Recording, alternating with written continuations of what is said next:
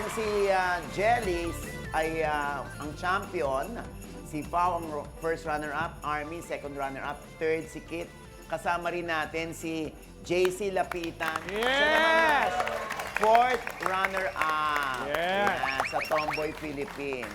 Dumako na tayo ngayon sa ating round 2. Mamili ka!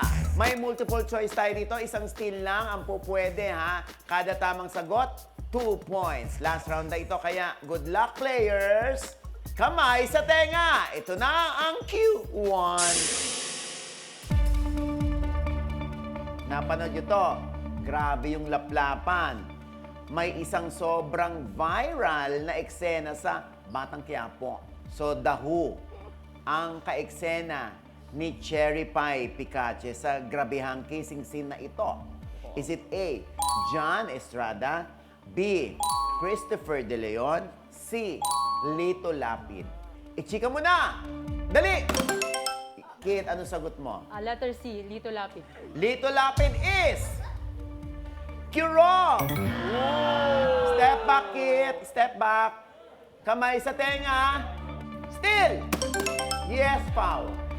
A, Jan Estrada. John Estrada is... Wrong! Ang tamang sagot ay... Christopher De Leon. Ang term na ginamit ng isang dyaryo ay minukbang ang isa't isa. Kaya sila tinawag ngayon na tambalang Mamon. Oo. Marites at Ramon. Yun yung mga character name nila sa Batang Quiapo. Eto na, kamay sa tenga. Ito na ang Q2.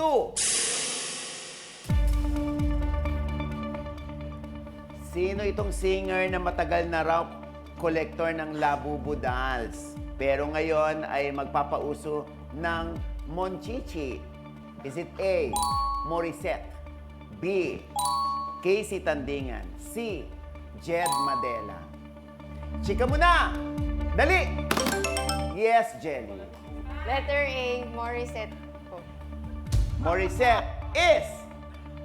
Wrong! Step back, Jelly. Kamay sa tenga. Still! Yes, Kit. Letter B, Casey Tandingan. Your answer is... Wrong! Si Jed Madela. Si Jed Madela yun. Sabi niya kasi, siya naman talagang nauna doon sa Labubu. Kaya lang, nung na-viral ito, hindi siya yung si Heart Evangelista, si Vice Ganda, yon. Pero ang isa pang issue kay Jed Madela ay yun na nga, so tumawag sa atin si May Gonzales kung saan during the pandemic daw talagang nagpapadala siya ng pera kay Jed Madela sa isang through bank transfer, ganon.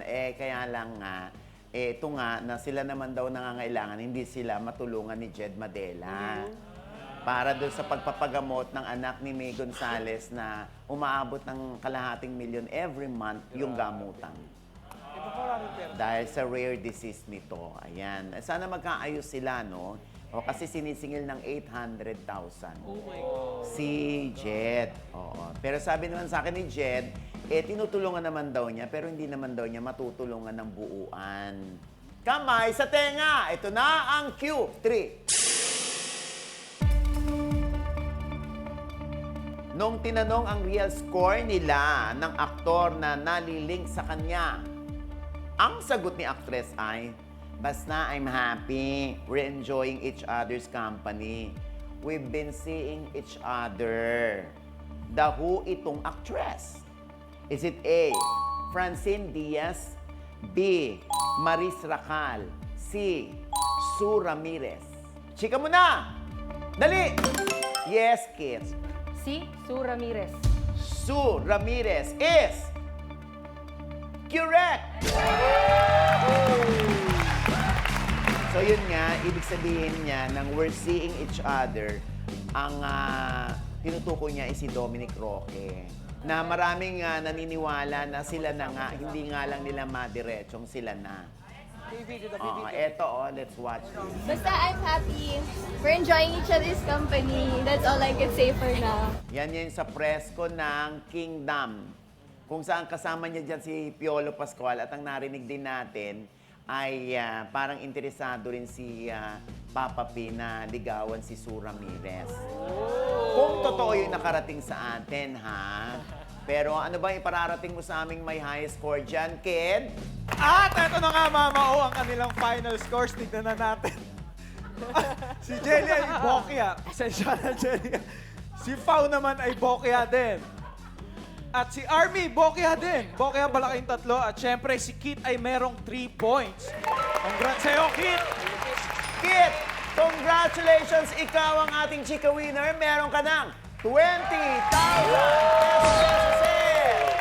At kayo tatlo naman, Army, Pao, and Jelly. O, hindi kayo uuwing luhaan dahil meron kayong 5,000 pesos each. Yeah! Kaya Kit, halika na! Yeah! Yes! Nice! Hindi ka ngayon third runner-up. Ikaw ang ating champion ngayon. Ano? Kaya dito na tayo ngayon sa ating jackpot round kung saan pwedeng madagdagan, Kit, ang iyong 20,000 ng 30,000 pesos. For a total of 50,000 pesos.